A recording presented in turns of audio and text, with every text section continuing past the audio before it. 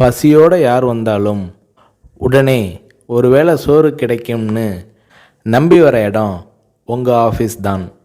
பசி பட்டினின்னு கிடந்து வந்த ஆள் இதை பண்ணுறாருனா சரி. நீங்கள் வசதியான வீட்டில் வளர்ந்து வந்தவர்.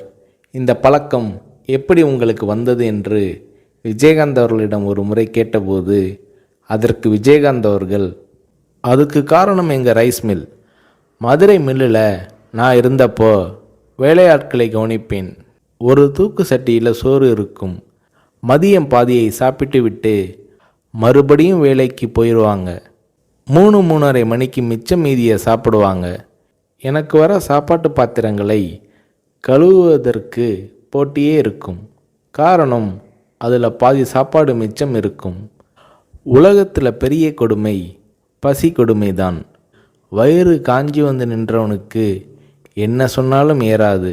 தவிர பெரியவங்க சொல்லுவாங்க, மனுஷனுக்கு எது கொடுத்தாலும் எவ்வளவு கொடுத்தாலும் பத்தாது, வேணும் வேணும் என்று தான் கேட்பான்.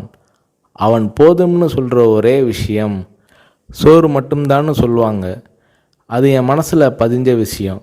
என்னால் கொடுக்க முடியுது, செய்கிறேன். நான் சம்பாதிக்கிறது மக்கள் காசு. என் உழைப்புக்கு அதிகமாகவே ஊதியம் தராங்க. அதில் ஒரு பகுதியை படிப்பு அது இதுன்னு அவங்க உதவிக்காக செலவழிக்கிறது என்னோட பொறுப்பு என்கிறார் விஜயகாந்த்.